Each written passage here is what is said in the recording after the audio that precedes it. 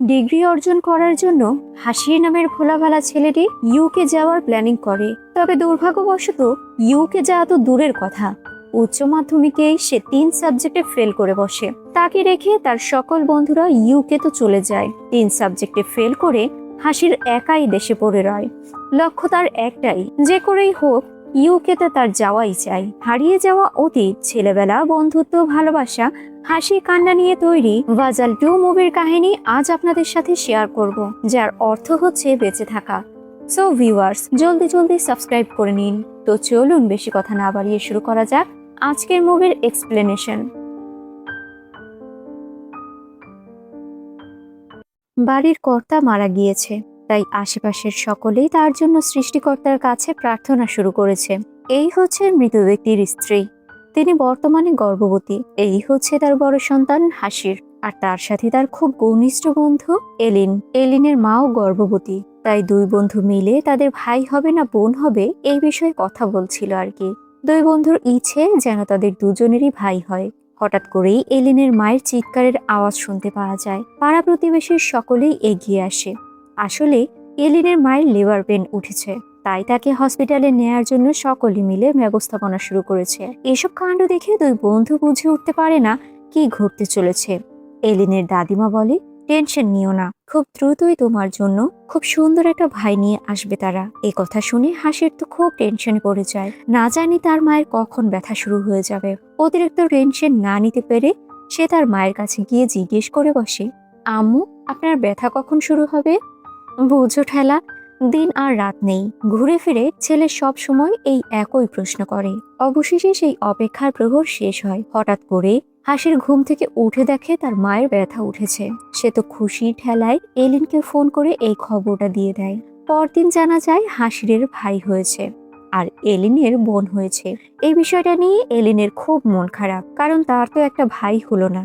এ কথা শুনে হাসির এলিনকে বলে, মন খারাপ করিস না, আমার তো ভাই আছে, আমার ভাইয়ের বিয়ে তোর বোনের সাথে করিয়ে দেব, তখন তো তোরও ভাই হয়ে যাবে, তাই না? অনেক ভেবেচিন্তে এলিন এই বিষয়টাই রাজি হয়ে যায়। তবে তার শর্ত একটাই, তার বোনের বিয়ে কোনো পুলিশ অফিসারের সাথেই হবে। হাসির বলে, তুই ভাইয়ের চেহারা তো দেখবি, দেখে মনে হচ্ছে না যেন পুরো একজন পুলিশ অফিসার। বেশ কিছুদিন পর এলিন আফসোস করে তার মা এখন আর তার দিকে খেয়াল করে না, সারাক্ষণ তার বোনের পেছনেই পড়ে থাকে। হাসির বলে, আমার মা তো সবসময় আমার প্রতি খেয়াল রাখে, আমি চোখের আড়াল হলেই আমাকে ডাকতে থাকে। আসলে আমি তার বড় ছেলে তো। তবে বড়াই করে বড় ছেলে বলা কথাটা হাসির জীবনে কাল হয়ে দাঁড়ায়। আসলে মা প্রতিনিয়ত নানা কাজের জন্য হাসিরকে বারবার ডাকার ফলে তার জীবন যেন দিন দিন কারাগারের শিকলের আড়ালে যুক্ত হয়ে যাচ্ছিল। খেলাধুলো হোক, বন্ধুদের সাথে সময় কাটানো হোক, প্রায় সময় এমন মোক্ষম টাইমে মা বারবার তাকে ডেকে নেয়ার জন্য হাসির জীবনের মধুময় ছেলেবেলা যেন নষ্ট হয়ে যাচ্ছিল। আসলে বড় ছেলে তো, ছোট ভাইয়ের খেয়াল রাখার দায়িত্ব তো তার উপরই আসবে। ছোট ভাইয়ের দেখাশোনার প্রেশারের ফলে হাসিরের জীবন যেন অতিষ্ঠ হয়ে গিয়েছে। এক পর্যায়ে তো হাসির নিজের ছোট ভাইকে একটা ভেজাল মনে করতে শুরু করে। হাসিরের ছোট ভাইয়ের নাম হচ্ছে নাসির। অনেকটা সময় পার হয়ে যায়, নাসিরও কিছুটা বড় হয়েছে। সময়ের সাথে সাথে হাসিরের দায়িত্ব যেন বেড়ে উঠেছে। হাসির মাছ পালতে খুব ভালোবাসে। সে ছোট্ট একটা কুয়োর মধ্যে খুব শখ করে কিছু মাছ পালন করত। টাইম টেবিল মতো অল্প পরিমাণ খাবারও দেওয়া হতো তাদের। 2 ভাই এখন একসাথেই স্কুলে যায়। স্কুল টাইম শেষে তারা বাড়ি ফিরে আসে। মা তার ছোট্ট ছেলে টিফিন বক্স ব্যাগের মধ্যে না পেয়ে এ ব্যাপারে হাসিরকে জিজ্ঞেস করে। হাসির বলে, তা তো আমি বলতে পারবো না, ভাইয়ের টিফিন বক্সের ব্যাপারে তুমি ওকেই জিজ্ঞেস করো না। মায়ের কথা, নাসির এখনো ছোট, তাই ওই স্কুলে কি ফেলে রেখে আসলো বা কি ভুল করলো এই সব কিছু দেখার দায়িত্ব হচ্ছে হাসির। যদিও এসব কথায় কোনো গুরুত্ব না দিয়ে হাসির তার মাছকে খাবার দিচ্ছিল।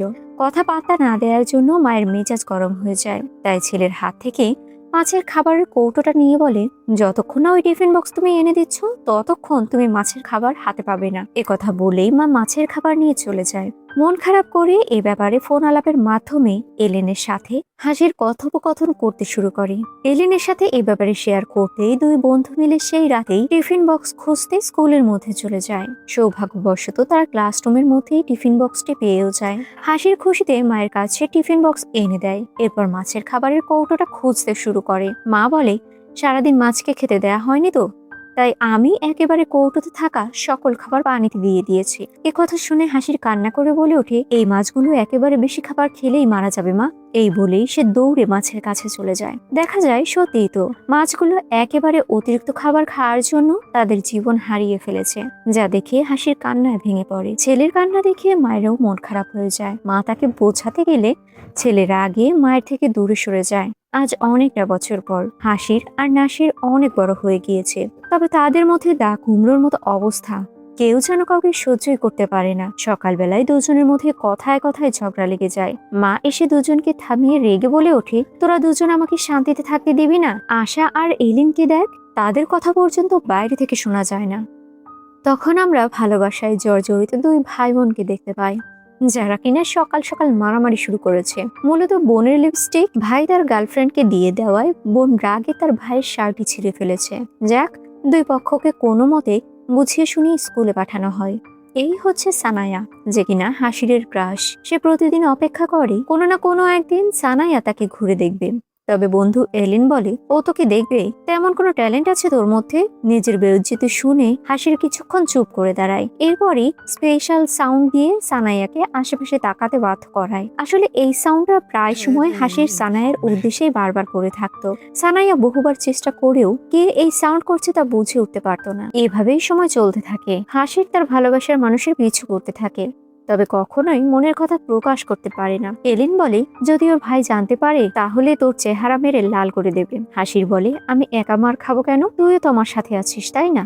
এলিন বলে, মেয়ে পাবি তুই আর মার খাবো আমি? হাসির বলে, কেন? তুই তো সবসময় বলিস তুই আমার সঙ্গেই আছিস। এলিন বলে, তা তো ঠিক আছে, তবে মার তো তোকে একাই খেতে হবে। এটাই হচ্ছে বন্ধুত্বের আলাপ। যাই হোক, কোনো একদিন অ্যাসেম্বলি শেষে মুজিব নামের এক শিক্ষক সকল ছাত্রছাত্রীদের উদ্দেশ্যে ভাষণ দিচ্ছিল। হঠাৎ করেই এলিনের বোন আশা মাথা ঘুরে পড়ে যায়, তাই অ্যাসেম্বলি থেকে তাকে সরিয়ে নেওয়া হয়। এই কাহিনী দেখে তার প্রতি ক্রাশ খাওয়া আজিনা নামের একটি ছেলে তার বন্ধুদের সাথে প্ল্যানিং করে নিজেও মাথা ঘুরানোর নাটক করে পড়ে যায়। তাই দুজনকেই এক সাইডে বসিয়ে দেওয়া হয়। আজিনা আশার সাথে নানাভাবে কথা বলার চেষ্টা করতে শুরু করে, তবে আশা তার কথায় কোনো পাত্তাই দিচ্ছিল না। যদিও এই বিষয়টা দূর থেকে হাসির আর এরেন লক্ষ্য করেই বুঝতে পেরেছিল। আজিনা সুযোগ পেলেই কথা বলার উদ্দেশ্যে খাতা, পেন্সিল, ছাতা সহ নানা রকম জিনিসপত্র আশানার কাছ থেকে চেয়ে নিত। দিন দিন এসব বাড়তেই থাকায় একদিন টয়লেটে হাসির আজিনাকে জিজ্ঞেস করে, আশানা ওরফে আশার দুজন ভাই আমরা, একজনকে তোমার লাগবে নাকি? আজিনা আতঙ্কিত হয়ে বলে, না লাগবে না, আমার কাছে অলরেডি একজন ভাই আছে। এই বলে চলে যেতে গেলে রাগী আর ক্ষোভে হাসির এবং এলিন তার উপর আক্রমণ শুরু করে। অনেকক্ষণ ধোলাই শেষে তারা জানতে পারে স্কুলেরই এক বড় ভাইয়ের ছোট ভাই হচ্ছে আজিনা। বড় ভাইয়ের নাম হচ্ছে সাজিন। সাজিন তার বন্ধু বিনয় আর ছোট ভাইকে নিয়ে হাসির আর এলিনের কাছে চলে আসে। সাজিন তার ভাইকে মারার কারণ জিজ্ঞেস করলে তারা সত্যিটা বলে, তবে আজিন এ ব্যাপারটা অস্বীকার করে। এই নিয়ে এক কথায় দু কথায় তাদের মধ্যে ঝগড়া লেগে যায়। দুই পক্ষের ঝগড়া হওয়ার কারণে এক এক করে দলীয়ভাবে পুরো স্কুলের মধ্যে একটা হাঙ্গামা তৈরি হয়ে যায়। এক পর্যায়ে প্রিন্সিপাল ম্যাডাম সকলের গার্ডিয়ানকে ডাক দেয়। প্রিন্সিপাল সাজিনের বাবাকে বলে, সাজিন তো আগে লেখাপড়ায় খুবই ভালো ছিল, তবে দিন যত যাচ্ছে ও ততই খারাপ হয়ে যাচ্ছে। এভাবে চলতে থাকলে আমি কিন্তু সকলকে টিসি দিয়ে দেব। যাক, অনেক বকাঝকা শোনার পর অভিভাবকরা বাড়ি ফিরে আসে। বিনয়ের বাবা বাড়ি ফিরে তার সন্তানকে বলে, সকল অভিভাবকরা তোমার ব্যাপারে নালিশ করলো, তুমি নাকি তোমার বন্ধুকে বিগড়ে দিচ্ছ, তারা তোমার সাথে তোমার বন্ধুদের মিশতে মানা করে দেবে। বিনয় বলে, হতেই পারে না, সাজিন এমন কথা বলতেই পারে না। আর যতই সাজিনের বাবা এমন কথা বলুক না কেন, সে কখনোই এমন কাজ করবে না। তবে বন্ধুর বিশ্বাস পরদিনই ভেঙে যায়। কফি এরিয়ায় বিনয় তার বন্ধুর জন্য অপেক্ষা করে। সাজিন আর আজিন দুজনেই ওই এরিয়ার সামনে চলে আসে।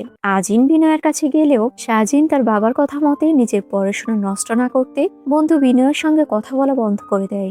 সাজিন কথা কেন বলছে না এ ব্যাপারে জিজ্ঞেস করলে আজিন বলে, বাবার কথা মতোই তোর সাথে ও কথা বলা বন্ধ করেছে। বিনয় এক ঝাড়ি দিয়ে বলে, বাবার কথা সাজিন কখনোই মানবে না, যেমনটা আমি নিজেও মানছি না। মাথায় রাখবি, এরপর আর কখনো এই ধরনের ঝামেলায় জড়াবি না। দুদিন পরে সিনেমা হলের সামনে টিকিট কাটার ভিড় পড়ে গিয়েছে। সেখানে টিকিটের সামনের লাইনে আজিন আর বিনয় দাঁড়িয়ে রয়েছে।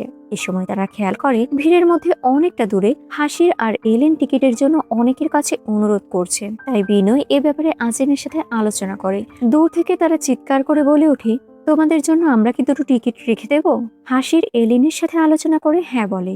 ব্যাস, এ কথায় পেছনে দাঁড়িয়ে থাকা একটি ছেলে শুনে রেগে যায়। সে আর তার 3জন বন্ধু মিলে ওদের সাথে ঝগড়া লাগিয়ে দেয়। ঝামেলা দেখে দূর থেকে হাসির আর এলিন এগিয়ে এসে আজিন আর বিনয়ের পক্ষ নিয়ে কথা বলতে শুরু করে। এক পর্যায়ে এখানেও তারা মারামারি শুরু করে দেয়। পুলিশ এসে দুই পক্ষকে ডান্ডা মেরে ঠান্ডা করে দেয়। যাই হোক, সিনেমা শুরু হয়ে যায়। এই 4 বন্ধু মনে মনে রেগে আছে। এদের মধ্যে একজন আজিন বিনয় হাসির এলিনের স্কুলেই পড়ে, তাই পরবর্তীতে এই ব্যাপারে তাদেরকে দেখে নেওয়ার কথা বলে। অন্যদিকে আজিন এলিনের কাছে ক্ষমা চায়। সে আসলে জানতোই না এটা তার বোন। এলিন এ ব্যাপারে ভুলে গিয়ে ছবি এনজয় করতে বলে। থিয়েটারের মধ্যে বিশৃঙ্খলা দেখে পুলিশ অফিসার এসে সকলকে ঠিকঠাক করে বসতে বলে। অন্ধকারের মধ্যে হাসির বলে ওঠে, আয়নায় গিয়ে নিজের চেহারা দেখে আসো, ভূত ছাড়া তো কিছুই দেখতে পাবে না। পুলিশ অফিসার বলে, এ কথা কে বললো রে? অপর দিক থেকে এক বুড়ো লোক বলে ওঠে, তোর বাপ বলছিলে। এভাবেই অন্ধকারের মধ্যে অফিসারকে নিয়ে উস্কানিমূলক মজাদার সব কথা বলতে শুরু করে পুরো হলের কর্তৃপক্ষ। এক পর্যায়ে লাইট জ্বালাতে বললেই একজন ছেলে ধরাও খেয়ে যায়। তবে বুদ্ধিমত্তার সাথে সে সাথে সাথেই পুলিশের পক্ষে কথা বলে সিস্টেমে নিজের উপর থেকে সন্দেহের তীর সরিয়ে ফেলে। অবশেষে সিনেমা দেখার পর শত্রু থেকে বন্ধু হয়ে থিয়েটার থেকে তারা বেরিয়ে আসে। পরদিন এসে 4 জনকে একসাথে দেখে সাজিনের যেন চোখ ছানা বড়া হয়ে যায়। দিন দিন বন্ধুত্ব এত গাঢ় হয়ে যায় যে আজিন এলেনের বোনকে ছোট বোন বলে ডাকতে শুরু করে। এতে তো এলেনের বোনও অবাক হয়ে যায়।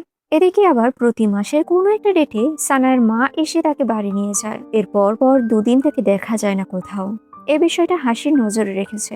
অনেকদিন পর মনের সাহস জুগিয়ে হাসি তার মনের কথা সানায়াকে বলতে গেলে পেছন থেকে মুজিব স্যার বাইরে থাকা সকল স্টুডেন্টদের পিটিয়ে ক্লাসরুমে যাওয়ার নির্দেশ করে।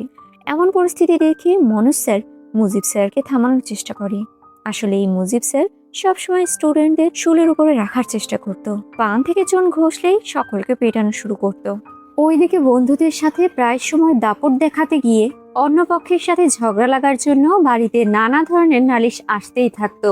তাই আজিন আর মা তাকে ওয়ার্নিং করে দেয় আর বড় ছেলেকে নিজের বন্ধুদের বোঝাতে বলে। সাজিন বলে, আমার তো এখন কোনো বন্ধু নেই, ওরা তো এখন তোমার ছোট ছেলের বন্ধু।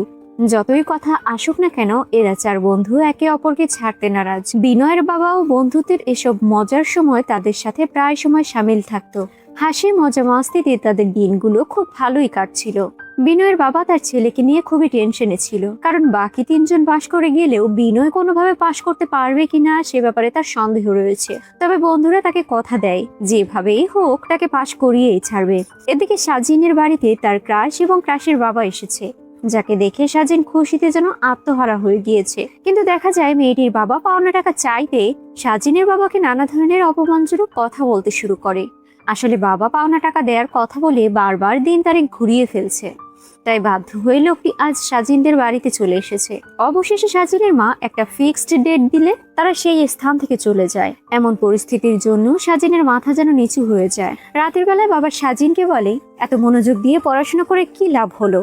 যে মার্কস পেয়েছো তাতে তো খুব ভালো কোনো কলেজে অ্যাডমিশন পাবে না। তোমার পড়াশোনার পেছনে কত টাকা ধার দেনা হয়ে গেলাম আমি। সামনে পড়াশোনা করতে চাইলে নিজের ব্যবস্থাপনা নিজেই করে নিও। এক কাজ করে তুমি দুবাইতে তোমার আঙ্কেলের কাছে চলে যাও, সেখান থেকে 10 ঘন্টা কাজ করবে আর বাকি 4 ঘন্টা না হয় পড়াশোনা করবে। এ ব্যাপারে মায়ের ইচ্ছে না থাকলেও বাবার জোরাজুরিতে সাজিন রাজি হয়ে যায়। অবশেষে সে দুবাইতে চলে যায়। স্বাধীন চলে যাওয়ার জন্য আজিনের জীবনে যেন স্বাধীনতা চলে এসেছে, কারণ এখন তার সাথে ঝগড়া করার তো আর কেউ নেই। সাজিনের রাস্তা তো ক্লিয়ার হয়ে গিয়েছে। তবে হাসির আর নাসির, অন্যদিকে এলিন আর আশার দিন যেন টম এন্ড জেরির মতো কাটতে থাকে। আর এইসব কাহিনীতে তাদের বাবা মা যেন বিরক্ত হয়ে যাচ্ছে। একদিকে এলিনের বাবা খুব টেনশনে রয়েছে, কারণ এত বড় হয়ে যাওয়ার পরেও এলিনের সুন্নতে খাতনার কাজ এখনো করা হয়নি। আসলে সেই ছোট থেকেই ও কোনোভাবেই এ ব্যাপারে রাজি হয় না। তাই এ ব্যাপারে বিনয়ের বাবার সাথে একটা প্ল্যান করে তারা। বর্তমানে বাবা হলেও সকলের ছোটবেলা কিন্তু প্রায় সেম ক্যাটাগরি ভাবেই কেটেছে, তাই ছেলেবেলার কিছু দুর্বলতার ব্যাপারে অভিভাবকরা তো অভিজ্ঞ থাকবেই।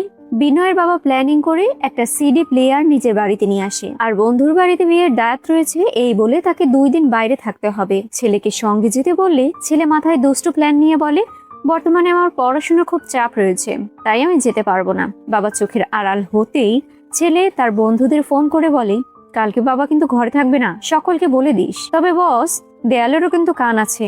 বাবা তো সব কথা শুনে ফেলেছে। পরদিন বাবা ছেলেকে ঘরে ভালোভাবে পড়াশোনা করতে বলে বাড়ির বাইরে চলে যায়। বিনয়ের বাবা আর এলিনের বাবা দুজনেই বাড়ির উপর নজর রাখতে শুরু করে। আসলে এই বয়সটাতে বাড়িতে কেউ না থাকলে সেই সুযোগ তো ছেলেরা হাতছাড়া করতে দেবে না।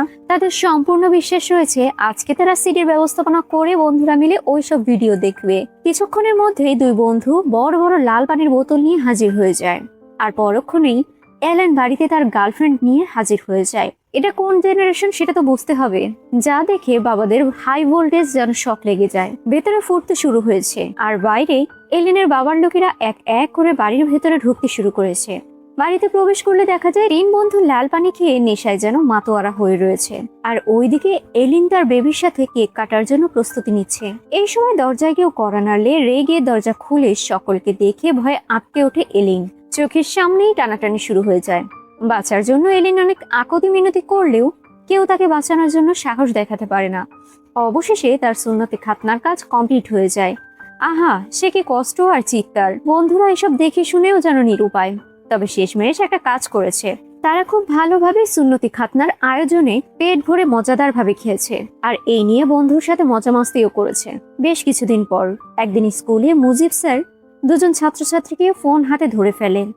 এই ফোন চেক করলে দেখতে পায় স্কুল ফাঁকি দিয়ে কিছু ছাত্রছাত্রীরা মুভি দেখতে থিয়েটারে চলে গিয়েছে। ব্যাস, এই নালিশ নিয়ে মুজিব স্যার সোজা প্রিন্সিপালের কাছে চলে যায়। প্রিন্সিপাল এক পর্যায়ে তাদের অভিভাবককে ডেকে আনার সিদ্ধান্ত নেয়। এই কথা শুনে ছাত্রছাত্রী দুজনেই কান্নায় ভেঙে পড়ে আর রিকোয়েস্ট করতে শুরু করে। মুজিব স্যার তাদের বলে, যদি তারা স্কুলের কোন ছেলের সাথে কোন মেয়ের রোমান্স চলছে এবং কারা কারা লুকিয়ে ফোন আনছে এ ব্যাপারে তথ্য দিতে পারে, তাহলে এই বিষয়টা অভিভাবক পর্যন্ত গড়াবে না। একমাত্র এই শর্তেই সে এই শিক্ষার্থীদের ছেড়ে দেবে। বাধ্য হয়ে তারা তাদের ক্লাসমেটের সকলের কথা বলতে শুরু করে। ক্লাসের মধ্যে গিয়ে সকলের চেকিং শুরু হয়। যারা ফোন এনেছে তাদেরকেও দাঁড় করানো হয়, আর যারা ব্যাচমেটদের সাথে প্রেম চালাচ্ছে তাদেরকেও দাঁড়াতে বলা হয়। এক এক করে পুরো ক্লাসে কান্নার রোল পড়ে যায়। এখানে অবাক করার বিষয় হচ্ছে সানায়াও দাঁড়িয়ে পড়ে। এরপর হাসিরের দিকে তাকায়। অর্থাৎ সানায়া হাসিরের ইশারা অনেক আগে থেকেই বুঝতে পারত আর সেও মনে মনে তাকে ভালোই বাসত। হাসির হাসবে না কাঁদবে সে এটাই বুঝে উঠতে পারে না, কারণ যাকে সে নিজের মনের কথা খুলে বলতে পারেনি সেই মেয়েটাও তাকে ভালোবাসত। যাক, বুকে সাহস নিয়ে মনের ফুর্তিতে হাসির এবার দাঁড়িয়ে যায়। মুজিব স্যার এলিনের কাছে গিয়ে তার বোনের ব্যাপারে জিজ্ঞেস করে। এলিন বলে, ও হয়তো এখন ক্লাসে রয়েছে। স্যার বলে, নিজের বোনের ব্যাপারে কি কোনো খোঁজ খবর রাখো? অন্যদিকে সিনেমা থিয়েটারে আমরা অনেক বন্ধু বান্ধবদের সাথে আশাকেও দেখতে পাই। অবশেষে সকলকে নিয়ে প্রিন্সিপালের রুমে হাজির হয়ে যায়। এলিনের বাবা সকলকে উদ্দেশ্য করে বলে, শুধুমাত্র এবারের জন্য ওদেরকে ক্ষমা করে দিন স্যার, এমনটা আর কখনোই হবে না, আমি খেয়াল রাখবো। মুজিব স্যার বলে, ছেলে মেয়েদের ব্যাপারে কেমন খেয়াল রাখেন আপনি? আপনি জানেন আপনার মেয়ে কোথায় গিয়েছিল আর কাদের সাথে গিয়েছিল? কোনো এক শিক্ষিকা বলে ওঠে, এইসব মেয়েরা সেজেগুজে স্কুলে পড়তে নয় বরং ছেলেদের ফাঁসাতে আসে। মনোজ স্যার এই বিষয়টা এখানেই শেষ করতে বলে, কারণ এইবার ওরা বোর্ড এক্সাম দিতে চলেছে। তবে মুজিব স্যার এই ব্যাপারটা কোনোভাবেই ছাড়বে না। মুজিব স্যার আরো বলে, আজকে এরা স্কুল ফাঁকি দিয়ে মুভি দেখতে গিয়েছিল, কালকে যে এরা স্কুল বন্ধ দিয়ে কোনো ছেলের সাথে হোটেলে যাবে না এর কোনো গ্যারান্টি দিতে পারবেন? এমন খারাপ মন্তব্য শুনে দুই ভাই নিজেদের কন্ট্রোল করতে পারে না, রেগে স্যারের উপর আক্রমণ করে ফেলে। মনোজ স্যার তাদের দুজনকে এক ঝাড়ি দিয়ে সরিয়ে দেয়। মনোজ বলে, এরা সকলের গায়ে হাত তোলেনি, আমিও তো একজন শিক্ষক, কই ওরা তো আমার গায়ে হাত তোলেনি। আসলে মুজিব স্যারের গায়ে হাত তুলেছে শুধুমাত্র ওনার মুখের ব্যবহারের কারণে। একজন শিক্ষক তার ছাত্রছাত্রীদের সাথে এমন নোংরা ভাষায় কথা বলতে পারে? সকলের সাথে লড়াই করলেও মনোজ স্যার পেরে ওঠে না। প্রিন্সিপাল ম্যাম সকলকে টিসি দেওয়ার ব্যাপারে সিদ্ধান্ত নিয়েই নেয়। একথা শুনে রেগে সকল বন্ধুরা সেই স্থান থেকে বেরিয়ে পরিচিত ক্যাফে এরিয়ায় চলে আসে। ভেতরের রুমে গিয়ে দোকানদারের কাছে সিগারেট চাইতে থাকে। বর্তমানে দোকানদারের কাছে ধূমপানের ব্যবস্থাপনা নেই, তবে তার কাছে একটা মেডিসিন রয়েছে। উঠতি বয়সের ছেলেরা তো মেডিসিনের কথা শুনেই তারা সেটা নিতে শুরু করে। মিনিটের মধ্যেই মেডিসিনের ইফেক্ট তাদের শরীরে ছড়িয়ে পড়ে। তারা সকলেই আউট অফ কন্ট্রোল হয়ে যায়। রেগে তারা আবারও স্কুলে ফিরে আসে আর এক এক করে স্টুডেন্টদের সাথে মারামারি করতে শুরু করে। অন্যদিকে এত অপমান সহ্য করতে না পেরে আশা নিজের প্রাণ দিতে ছাদ থেকে লাফ দিতে যায়, তবে এ সময় তার বাবা আটকে এটা করতে নিষেধ করে।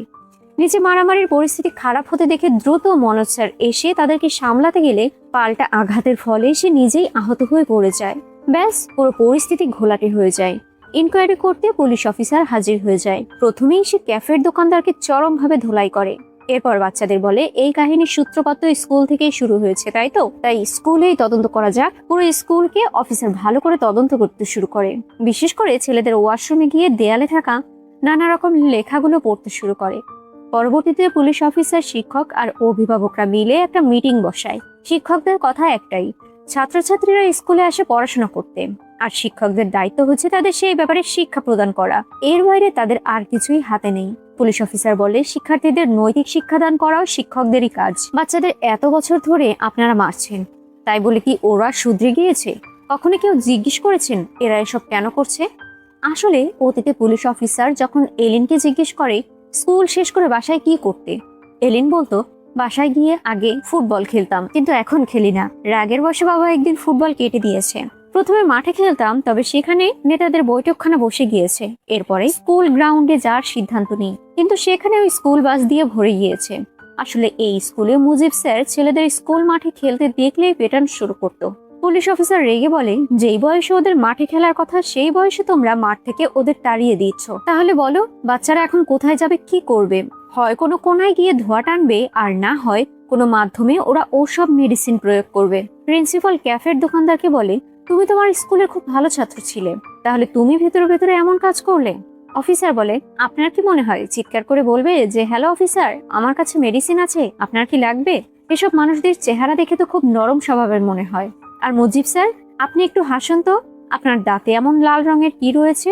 মুজিব বলে আমি পান খাই, এটা তো আর কোনো বদ অভ্যাস না। অফিসার বলে আপনার যুগে পান ছিল বিধায় আপনি এটা খেতে শুরু করেছেন, আজ এত বছর পরেও আপনি কিন্তু এই অভ্যাসটা পাল্টাতে পারেননি। এখন এই যুগে নানা ধরনের নেশা জাতীয় দ্রব্য পাওয়া যায়, বাচ্চারাও এসব অভ্যাসে নিজেদের আয়ত্ত করে নিয়েছে। যদি আপনার সময়েও এসব থাকতো তাহলে আপনি নিজেও কিন্তু আসক্ত হয়ে যেতেন। আপনি যে জিনিসটা এত বছরেও ছাড়তে পারলেন না, তাহলে বাচ্চাদের কি করে এত সহজে এসব নেশা জাতীয় দ্রব্য ছাড়তে বলেন? আপনার ব্যাপারে অনেক ভালো ভালো কথা স্টুডেন্টরা তাদের শৌচালয়ে লিখে রেখেছে। এসব লেখা থেকেই আপনার ক্যারেক্টার সম্পর্কে ভালোভাবেই জানা গিয়েছে। অন্যদিকে 4 বন্ধু মিলে মনোজ স্যারের কাছে গিয়ে ক্ষমা চায়। পরবর্তীতে মিটিং শেষে অফিসার তাদের 4 বন্ধুকে উদ্দেশ্য করে বলে তোমাদের শিক্ষক তোমাদেরকে ক্ষমা করে দিয়েছে, তবে তোমরা কি জানো এসব নেশা জাতীয় দ্রব্য শুরুতে মাথা ঠান্ডা করে দেয় আর শান্ত করে দেয়, তবে ধীরে ধীরে তোমাদের ভেতরকে খেয়ে ফেলে, এক পর্যায়ে তো তোমাদের পুরুষত্বকেও শেষ করে দেয়। এবারের মতো সবকিছু বুঝিয়ে শুনিয়ে ক্লিয়ার করে দিয়েছে, তবে পরবর্তীতে এমনটা হলে কিন্তু আদালতকে বোঝানো যাবে না। যাক, অনেক বোঝানোর পর তাদেরকে ছেড়ে দেয়া হয়। ছাড়া পাওয়ার পর কেউ কারো গার্লফ্রেন্ডের সাথে যোগাযোগ করতে পারছে না। এই ব্যাপারে হাসিরের মনে তো সকলের থেকে অনেক বেশি আফসোস রয়েছে, কারণ ওই দিন তো সে তার ভালোবাসার কথা জানতে পেরেছিল।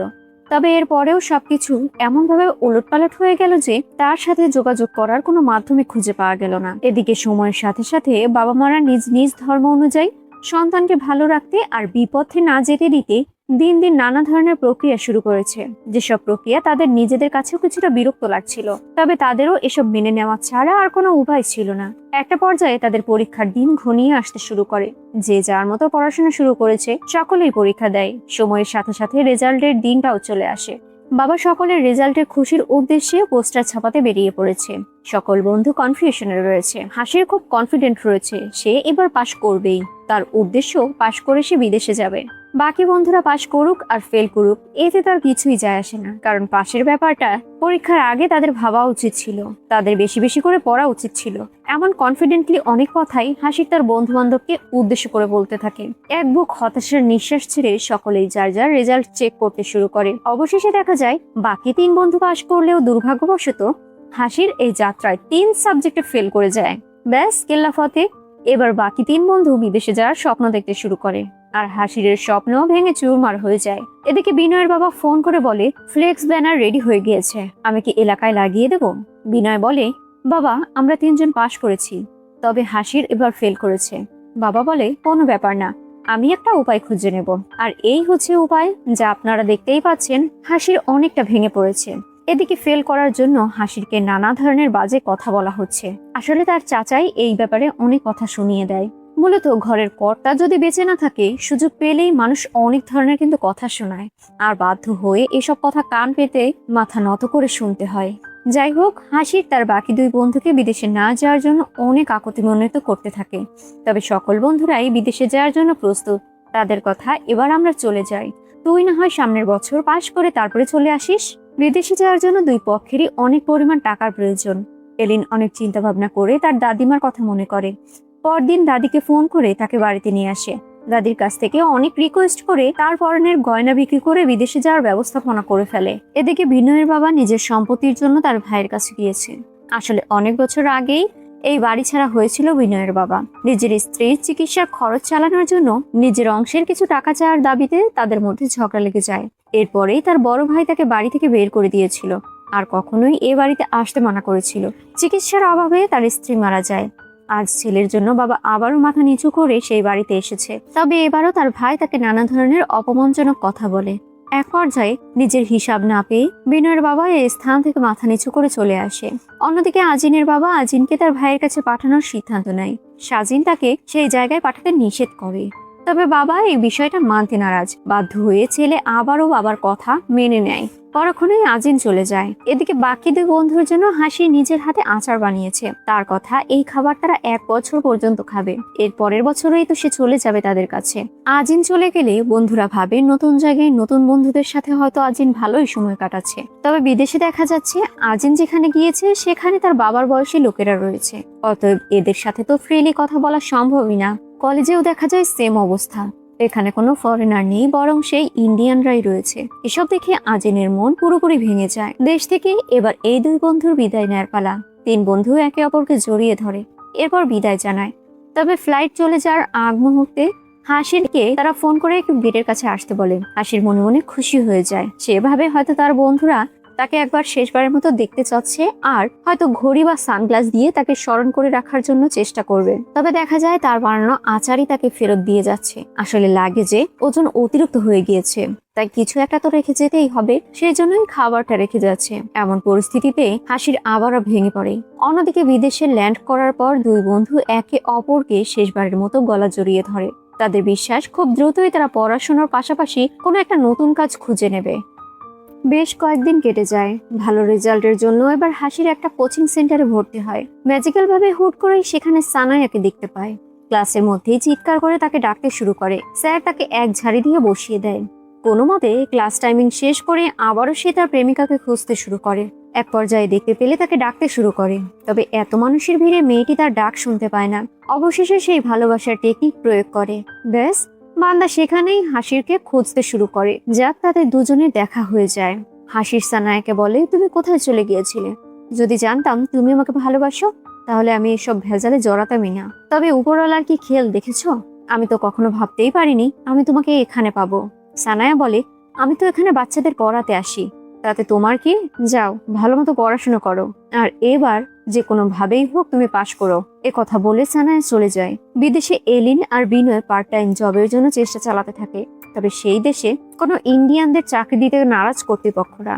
চাকরি খুঁজতে খুঁজতে দুই বন্ধু ক্লান্ত হয়ে গিয়েছে। তাদের কাছে জমানো টাকাও ফুরিয়ে এসেছে। পরিবারের কাছেও টাকা চাইতে পারে না তারা। এভাবেই হতাশাগ্রস্ত দিন নিয়ে তাদের সময় চলতে থাকে। ওদিকে দেশে হাসির নিজেকে কোনোভাবে পাশ করানোর জন্য পড়াশোনা চালিয়ে যেতে থাকে। বাইরের দেশে আজিন কাজ করতে করতে যেন ক্লান্ত হয়ে গিয়েছে। বিনয় আর এলিন তাদের একঘেয়েমি জীবন নিয়ে বিরক্ত হয়ে রয়েছে। অবশেষে এলিন ইল্লিগাল ভাবে একটা কাজ পায়। এক বৃদ্ধ বয়স্ক দম্পতিকে দেখাশোনা করতে হবে তার। যদিও বয়স্ক মহিলার মাথার স্ক্রু একটু ঢিলে রয়েছে, তবুও বাধ্য হয়ে এলিন এই বিষয়টায় রাজি হয়ে যায়। পরদিন থেকে কাজ শুরু হয়ে যায়। বৃদ্ধ মহিলাটি নিজে ভুল করে বারবার এলিনের ওপর দোষ চাপিয়ে দেয়, আর এর জন্য পুরুষটি সারাক্ষণ এলিনকে বকাঝকা করতে থাকে। যাই হোক, এখানে পানির লাইন বা কারেন্টের লাইন যে কোনো সমস্যায় হেল্পলাইনে কল করলেই বারবার এক ব্যক্তিকেই আসতে দেখা যায়। বিনয়েরও এখন একটা কাজের সন্ধান হয়ে গিয়েছে। কাজ করার ক্ষেত্রে চুন থেকে পান ঘষলেই বিদেশিরা তাদেরকে চরমভাবে বকাঝকা করতে শুরু করে। কাজের মধ্যে ঢুকলেও তাদের এক প্রকার শান্তি নেই। এদিকে দেশে সুযোগ পেলেই হাসির তার প্রেমিকার সাথে যোগাযোগ করার চেষ্টা করে। সানায়াও হাসিরের প্রেমে এখন মগ্ন রয়েছে, তা তার হাবভাব দেখলেই বোঝা যাচ্ছে। সানায়া হাসিরকে একটা গাইড দিয়ে বলে, এটা ভালো মতো পড়লেই তুমি পাশ করে যাবেন, আর পড়াশোনার ব্যাপারে কোনো কনফিউশন থাকলে তুমি আমার সাথে আলোচনা করতে পারো, আমি সবকিছু ক্লিয়ার করে দেব। হাসির সানায়াকে অফার করে বসে, যদি আমি পড়াশোনা করে বিদেশ যেতে পারি তাহলে তুমি স্পাউস ভিসাতে আমার কাছে চলে আসবে। সানায়া হ্যাঁ বলে। হাসির বলে, তাহলে আরেকটা প্রশ্ন করি, তুমি তো খুব ভালো মার্ক পেয়ে পাশ করেছো, তাহলে ইউকের জন্য অ্যাপ্লাই কেন করছো না? তুমি চলে গেলে তো আমি স্পাউস ভিসায় চলে আসতাম। আসলে আমি এক পায়ের উপর দাঁড়িয়ে যদি সারাদিনও পড়ি, তাহলেও এই জীবনে আমি পাশ করে ইউকে তো যেতে পারবো না। এ কথা শুনে সানায়া বলে, যা খুশি তুমি করতে পারো, তবে এই বছর যদি তুমি ফেল করো তাহলে আর কখনো আমার চোখের সামনে আসতে পারবে না। এই বলেই সে রেগে চলে যায়। এদিকে বিদেশে আজিনাকে তার রুমমেট লাল পানি খেতে বলে। বড় ভাইকে সামনে রেখে এই বিষয়টা খেতে তার ইতস্তত বোধ হচ্ছিল। তবে এই চাচা সাজিনকে বলে, ভাইয়ের চোখ রাঙানো ঘরের মধ্যে রাখবি, এখন এখানে আমরা সকলেই বন্ধু, কোনো ব্যাপার না ব্রো, আমি বানিয়ে দিচ্ছি, তুমি এক এক করে খেতে থাকো। চাচা বানিয়ে দিচ্ছে আর আজিন খেতেই রয়েছে। খেতে খেতে এক পর্যায়ে তার ভিতরে জমে থাকা অভিমান বেরিয়ে আসে। এক সময় সে সেখানকার সকলের সাথে উল্টাপাল্টা ব্যবহার করতে শুরু করে, যা দেখে দুই ভাইয়ের মধ্যে হাতাহাতি শুরু হয়ে যায়। দেশে ক্যাটারিং সার্ভিসের লোক হয়ে হাসির একটা বিয়ের অনুষ্ঠানে সকলকে খাবার বিতরণ করছিল। সেখানে স্কুলের এক শিক্ষিকা তাকে দেখে মুচকি হেসে বলে ওঠে, কি অবস্থা তোমার? তোমার সকল বন্ধুরা তো বিদেশে গিয়ে ভালোভাবেই পড়াশোনা করছে, আর তুমি এখানে বসে খাবার সার্ভ করছো। হাসির ম্যাডামের কথায় পাত্তা না দিয়ে তার কাজ করতে থাকে। এরপর সামনে এগিয়ে যায়। আর একটু সামনে আসলে সিনেমা থিয়েটারে ঝামেলা হওয়া ওই চারজন ব্যক্তিকে দেখা যায়। তারাও হাসিরকে রাগানোর চেষ্টা করে, তবে হাসির এতে পাত্তা না দিয়ে সামনে এগিয়ে সানায়াকে দেখতে পায়। প্রেমিকাকে অগণিত পাপড় দিতে থাকে সে। এটা দেখে দূরের ওই চারজন ছেলে রেগে ওঠে। এবার হাসিরও তাদের কথা ছাড় দিয়ে কথা বলে না, তবে এক পর্যায়ে বুঝতে পারে ওই চারজন ছেলের মধ্যে সানায়ার ভাইও যুক্ত রয়েছে।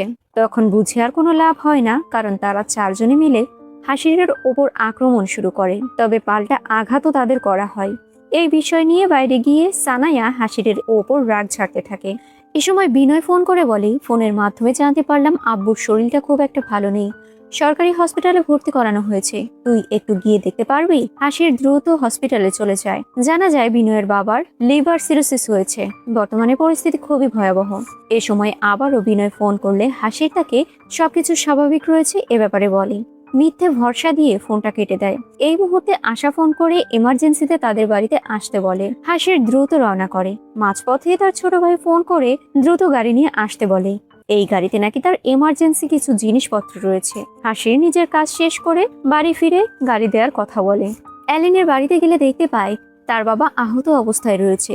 খোঁজ নিলে জানা যায় নাসির আর তার বন্ধুরা আড্ডা দেওয়ার সময় বিষয়টা দেখে নেয়ার জন্য কথা কাটাকাটির এক পর্যায়ে ধাক্কার ফলে এমনটা হয়েছে। এ কথায় হাসিরের মনে পড়ে যায় তার ভাই বাইকের মধ্যে কোনো এমার্জেন্সি কিছু জিনিসপত্রের কথা বলেছিল।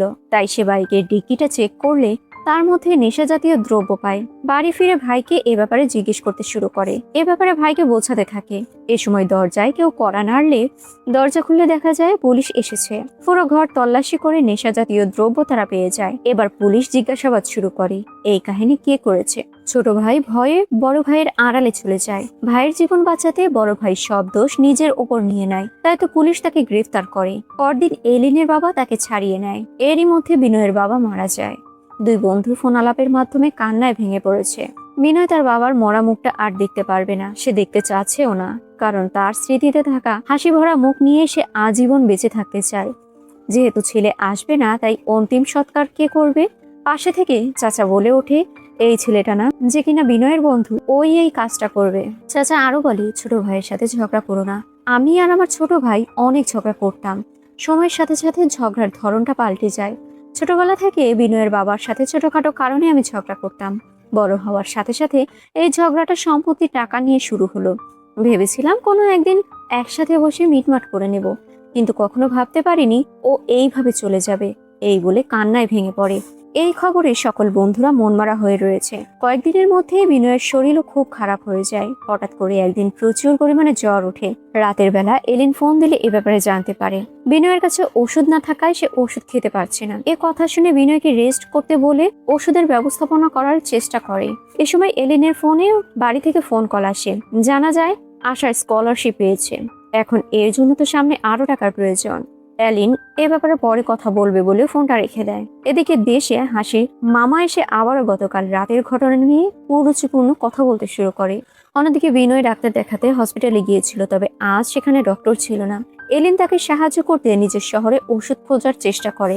সিন আবারও দেশে চলে আসে। মামার অতিরিক্ত বিষাক্ত কথা সহ্য করতে না পেরে ছোট ভাই নাসির সম্পূর্ণ ঘটনা খুলে বলতে শুরু করে। আসলে এসব মাদকদ্রব্যের কাজটা নাসিরের ছিল। তাকে বাঁচাতে গিয়ে হাসির গতকাল রাতে পুলিশের কাছে ধরা দিয়েছে। এই সাথে সাথে কিছু কটু কথাও মামাকে উদ্দেশ্য করে বলে ফেলেন। বিদেশে এলিন সেই লোকটিকে স্মরণ করে, যে লোককে সে প্রায় সময় বিভিন্ন কাজ ক্ষেত্রে সেই দম্পতির বাড়িতে দেখতে পেত। এক পর্যায়ে তার কাছে ওষুধের কথা শেয়ার করলে তিনি এলিনের লোকেশনে ওষুধ নিয়ে আসে। এলিন খুশি হয়ে যায়। দেশে হাসির আর নাসিরের মধ্যে মনোমালিন্য দূর হয়েছে। বিদেশে আজিনকে তার ভাই বলে, তোর কষ্ট হবে, সেই জন্যই আমি বাবাকে বলেছিলাম যেন তোকে এখানে না পাঠায়। সে তো দেশে বসে আরামসে চায়ের মজা নিয়ে টিভি দেখছে। সে আর কি কাজ করে, পারে তো শুধু সকলের কাছ থেকে ধার দেনা করতে। আমাদের সংসার চলতো তো শুধু মায়ের ইনকামে। ছোট ভাই বলে, আমার কথা শোন, আমি এখানে থাকি, কাজ করি, আর তুই দেশে গিয়ে ভালো করে পড়াশোনা কর। এবার ভালো একটা চাকরি পেলে আমাকেও সেখানে ব্যবস্থাপনা করে দিস। তা না হলে কিন্তু আমাদের দুজনেরই সারা জীবন এখানেই করে মরে থাকতে হবে। তাতে যদিও বাবার কিছু আসবে যাবে না। অন্যদিকে এলিন তার বোনকে ফোন করে বলে, স্কলারশিপ পেতে হলে তোকে ওখানে যেতেই হবে। বাবা আর টাকার ব্যাপারটা আমি হ্যান্ডেল করে নেব, সবসময় মাথায় রাখবি আমি আছি তোর পাশে। বোন কান্নায় ভেঙে পড়ে নিজের ছোটবেলাকার কথার কিছু স্মৃতি মনে করে। এদিকে হাসিরের সামনে সানায়া চলে আসে। হাসির বলে, আমার থেকে ভালো কাউকে তুমি পেয়ে যাবে। এই বলে সে চলে যায়। এভাবেই সকলের জীবন চলতে থাকে। একটা পর্যায়ে সকল মনোমালিন্য দূর হয়ে যায়। তবে সকলের মনে একটাই প্রশ্ন রয়ে যায়, হাসির সেই দিন একাকী করে সানায়ার ভাই আর তার 3 বন্ধুকে মারলো। আসলে এখানে আরো একটা টুইস্ট রয়েছে। এই মুভির দ্বিতীয় পার্টের সকল মুখ্য চরিত্রগুলোই সেই দিন হাসিরের হয়ে অন্য সকলকে ধোলাই করেছিল। মুভির কাহিনী এখানেই শেষ হয়ে যায়। সো ভিউয়ার্স, ভিডিওটি কেমন লাগলো? ভালো লাগলে লাইক, কমেন্ট, শেয়ার এবং সাবস্ক্রাইব করবেন। এতক্ষণ আমার সাথে থাকার জন্য অসংখ্য ধন্যবাদ।